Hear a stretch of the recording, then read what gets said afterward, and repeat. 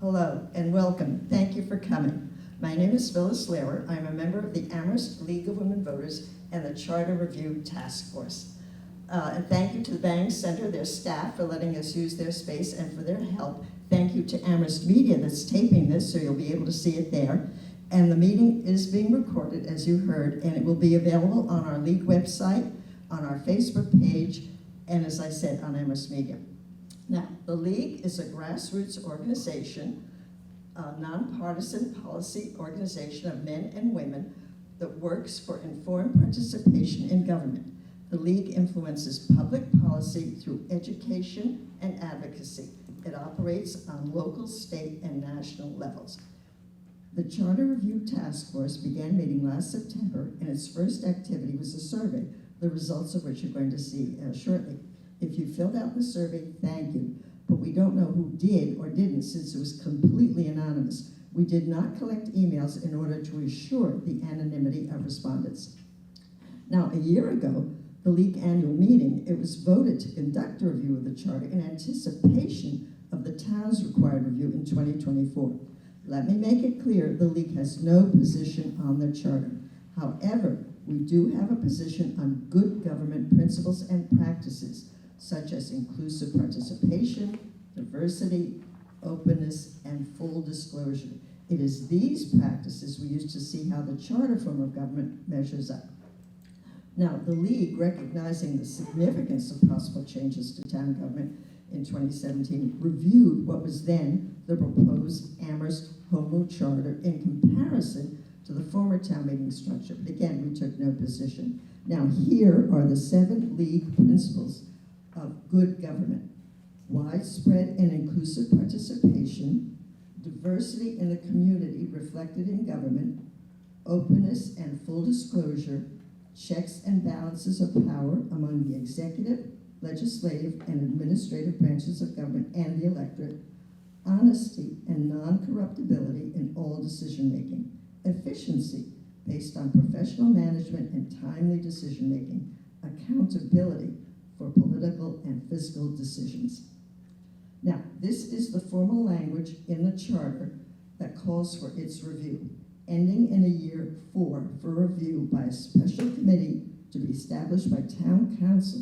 The committee shall file a report within 1 year recommending any changes to the charter which it deems necessary or desirable.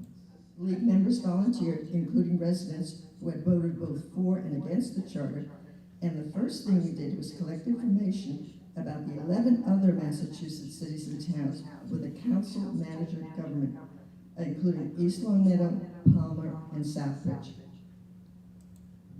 Now, on this map of the state, you can see all the green is town meeting. The yellow is mayor council. Green is us. These are the 12 that have a town manager, town council form of government. And the 3 purple ones have a mayor-manager form of government. Now, here's the comparison that our researcher did. We hired one from UMass that goes through all the 12, and you can see Watertown was first. Now, what's going to happen is you can't see all of it because the slides don't work, but when this is over, you can come back to this and scroll down and see all 12 of them, which gives you the details of population. Watertown was first in 1980. Barnstable was second in 89. We came later. We're in 2017, and North Attleboro is the newest one in 2019. Now you can see the 2, Amherst and Barnstable, have the most council seats. We have 13. And you can see the term length and term limits, and then the lame duck period. Now, the major finding is that 9 of the 12 towns have undertaken formal charter amendments, and some have amended them up to 4 times over many years. They've done charter amendments to correct grammatical errors, reduce council sizes, increase council salaries, and change residency requirements for town manager, among other changes. Now, half the towns have town council which are longer than 2 years. And again, there's a wide variability between the lame duck period. The lame duck period is the time a council member is elected and the time they actually take office. So it varies from 2 years to, I beg your pardon, 2 weeks to several weeks. And the three closest towns to Amherst all have staggered 3-year terms: East Longmeadow, Palmer, and Southbridge. Now, here's the thing. We have a population of 39,000, and we're the third largest of the 12 communities with a town council, town manager form of government. However, it is difficult to find a strongly comparable town among our group. One reason is the very large student population. This causes mobility and turnover. For example, when you count it, just 49% of Amherst residents have lived in the same house the prior year. That's a lot of moving. Now, compared to 91% in Barnstable, 81, as you can see in Chelsea, and 87 statewide. So that makes quite a difference. Now, here is what we did when we got started in September. We developed questions for the survey based on, as we said, the good government principles. Then we provided the drafts to the steering committee, and we saw and incorporated their feedback. We offered language translation upon request, but no one did. And then we also conferred with Williamstown because they're currently studying their form of government. They're thinking of going from open town meeting to representative town meeting. We also conferred with the League of Women Voters of Massachusetts, and they gave a general approval to our survey content and format. And then we also spoke to League members and non-members just to get feedback to try and do the best we could. Now, here's how we worked it. We asked people, if the respondents, if they agreed or disagreed with a statement saying how town government is functioning. For example, residents have access and ability to affect the town government's process. And here's the choices: strongly agree, agree, neither agree or disagree, disagree, strongly disagree, and no opinion. So everyone had 6 choices for each of the statements that we made based on our principles. Now, but after each principles, they were asked to check off the factors that affected their rating. For example, the statement was, residents have access and the ability to affect the town's governing process. And now, did any of the factors below affect your answer to that question? And check all that apply. And you can see here are the 3 that were for that sentence. The number of town council meetings, district meetings, the access and ability to attend and have a voice, and the access and ability to make public comments at the meetings.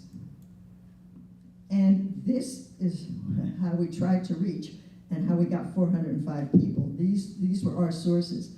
We sent it out to the League Steering Committee and our own membership, the bulletin, the website, Facebook. We sent it to the Amherst Town Council, the town manager, department heads, elected officials, including the Board of Trustees and the school committee people. We sent it to the superintendent's office, and he put it in his weekly newsletter. We had the neighborhood groups, political action committees, the Next Door in Happy Valley, the Bulletin, the Indy, and we left flyers at apartment complexes, including Colonial Village and Village Park and Rolling Green, and we also scotch taped them to bus stops and dumpster places. So we got 405 out of this effort, so that's what we did. Now, there were 3 surveys this spring: the solar one, the trash one, and the charter review. As you can see, we had the fewest respondents, and there's the difference in how many weeks it was, the consultants, and if you notice, the homeowners were the major group that responded, and renters were the lowest. And also notice that it's an elderly group, and the solar survey and our survey were completely anonymous, and the trash survey was not. And then they're not represented, but they're indicating of people who responded what their opinions were. And they are skewed to older homeowners, and we know it's not representative, but again, we did the best we can. We look at volunteer responses, and they're not representative of the whole population. Instead, they provide evidence of the opinions of the respondents. Now, given the option of prefer not to say in every demographic area, it makes it difficult to assess representativeness accurately. Now, this one is, we had some demographics, and this one is the people who responded and filled out the survey. And as you can see, 395 were residents of Amherst, and we're happy to report that boards of committees responded, elected officials responded, and town employees responded. Now, when you talk about this one on the right, it's the hours per month that responded in government, whether they read a newspaper, whether they attended a meeting, whether they watched a meeting. And as you can see, 1 to 3 hours per month were the largest. And then again, 33 preferred not to say, so we didn't know if they did or didn't get involved in government. And now here's the demographics on ethnicity and income. As you can see, it's 71% white.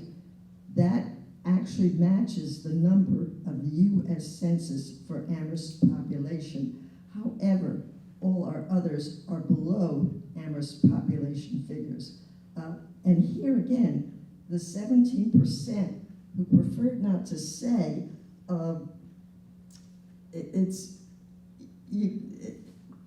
we don't know. So that makes how they preferred not to self-identify, or if there was something that didn't quite match them. But those are the figures that we got. Now, in terms of income, we tended to be high income. Again, the percentage are, like, again, 120 preferred not to say. But we have under 25, and we go over 150,000 in terms of income. Now, these are from the demographics. As we said, 71% identify as white, and that, again, duplicates the number. That percentage that prefer not to say, it's unfortunate, because then we don't know. And again, many people didn't want to say how much money they make. People were older, and based on self-reporting, respondents said 29 people serve on boards and committees, 14 town employees, 12 elected officials, and fewer did participate in government. These are all the good government categories: participation, diversity, transparency, checks and balances, integrity, efficiency, and accountability. Now, the reds are the unfavorable responses, the greens are favorable, and again, the block of neutral, which could have skewed something one way or the other. Now, this last category is, we asked an overall question at the end. So right now, it's the transparency and the efficiency that were mostly unfavorable, according to these numbers from our 405 people who took the survey. Now, we have pie charts. For each question of our good government principle, we asked, diversity in the community is reflected in the government. Our statement is the town staff, town council, and appointed committees should reflect the diversity in town. And as you can see, the reds are disagree, strongly disagree. The greens are strongly agreed and agreed. And then the large block are the neutrals.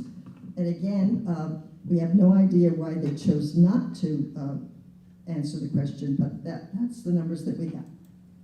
Now, under each category, we had some, as I said, questions that helped you decide on your answer for the question. Now, on this one, if you can see, the people support the creation of CRESS and the Department of Diversity, Equity, and Inclusion and the Reparations Fund and the current, but the adequacy of council salaries, they mostly disagree. And they use the equity lens in hiring. Now, our next statement was, town government welcomes public participation and ensures transparent process. Now, processes, excuse me. So again, the reds are disagree and strongly disagree. The greens agree and strongly agree. And again, the neutrals, there are fewer of those. Now, the factors on this one, they're kind of pretty much evenly divided. The information on applicants to boards and committees, reception of public comment, the agendas, and public access to meetings. Now, here's the pie chart again. The statement is, town government enables the respective branches of government and the electorate to check each other and generally have a balance of power. This one is pretty much disagree. As you can see, the red and the lighter red and the green, and then again, a big block of neutrals. And on this, these were the questions that went with that. The largest one that people disagreed with is postponement of power. And this is the one that allows a counselor to make a motion to immediately stop discussion and delay. So that, people disagree with that. They also, the resident advisory committee, but on the other hand, the goal setting and new legislation were more favorable. And the budget process. Now, here's the next one. The town government ensures a lack of conflict of interest and maintains its non-corruptibility. Again, the neutrals had a big block here, and you can see the reds for disagreeing and the greens for agreeing. Now, here's the efficiency based on professional management. Now, meeting frequency was okay, but the meeting length, as you can see, is a concern. Resident members, resident committees also were an issue for some people. Council committees, not so much, but these, the meeting length, the resident committees or areas are concerned for some people. Now, the accountability for political and fiscal decisions. Town councilors and the town manager are accountable to the residents for their political and fiscal decisions under the charter. And as you can see, the reds, and then that big block of neutrals, 24. I like to count the neutrals as, I don't know if you know in elections, when you can vote for one person or the other, and some people don't vote at all on that, and they're called blanks on the election calendar. So I call those blanks, because people didn't make a decision one way or the other. Okay. Now, here's the accountability. The uncontested races are an issue, and the term limits for the president and vice president, but the at-large councilors and the term limits are, you can see the numbers yourself. And now, residents have access and the ability to affect the town's governing process. This one had fewer non-decision makers. As you can see, the reds are pretty strong and greens don't do too badly either. Now, here are all the items under the widespread and inclusive participation. As you can see, people agree we have disability access, language access, and voting access. But the major one here is the budget process. That seems to be a concern for this group. Otherwise, it's in public comment. Okay. Now, this was an extra question we added at the end to see the overall rating. We added 2 more questions on the recommendation of steering committee members. The overall question was asking how would each respondent rate the performance of the new form of government? And the other was a request for additional comments. And this is the one, the majority of people think that maybe it's not functioning overall. And then the next one, we had 198 comments. Now for you people on Zoom, when this meeting is over, you can click here and if you have time, you can read all 198. They cover various topics, of course. And these are some of the words that you can pick up, like democracy, oligarchy, voter, time, decisions, signatures, committees. But it's all there, and it's all welcome for you to read it. It's on the League website. And now, here's what the League survey, which we've just gone through, used the good government principles mentioned earlier and indicated the respondents have many concerns about Amherst government, and further study is warranted to determine which of these issues relate to the government structure and the charter itself, and which might stem from implementation issues or factors beyond local control. Now, overall, more than 50% view town government unfavorably. 50% have concerns about transparency in decision-making, and then they viewed 40%, as you can see, when it comes to efficiency, and just under 50% had concerns about timely decision-making, that is, the meeting lengths, the composition of resident committees, agendas, etc. But more than more than 75% of respondents had a positive view of voting access in Amherst, and respondents viewed disability and language access favorably.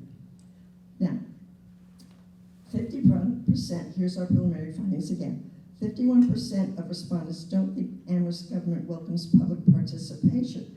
The majority area of concern involved the town budget process and the checks and balances. About 40% said that there are sufficient doubts about sufficient checks and balances between the executive and legislative branch. The diversity, the divided on whether the community's diversity is reflected in town government. However, more than 50% have a favorable view of diversity-related initiatives, including the Community Responders for Equity, Safety, and Service, CRESS, and DEI, the Diversity, Equity, and Inclusion Departments, and the establishment of a reparations fund. Now, honesty.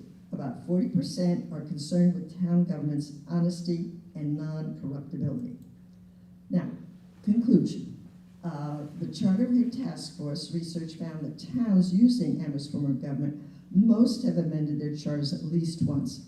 Our survey indicates many respondents are not fully satisfied with how Amherst government is functioning. The League of Women Voters annual meeting will discuss pursuing an in-depth exploration of which concerns are attributable to the charter and whether amendments or revisions are warranted based on our league principles. And we believe that the following charter articles related to concerns mentioned in the survey deserve hearing. And it's the corporation of powers, the legislative branch, executive, fiscal, financial policies, elections, and public participation mechanisms. Now, we thank you all for participating in our survey, and they're not conclusive. We acknowledge that. We also acknowledge it's not a random sample, but there are concerns to warrant further analysis of the Home Rule Charter with the League's good government principles. And we thank the committee who worked on this, including Darcy Dumont, Elaine Berger, Jane McGowan, Marla Giamatti, and myself. And thank you for doing it, because by filling out this survey, our mission in the League is active citizen participation in government, and you did it.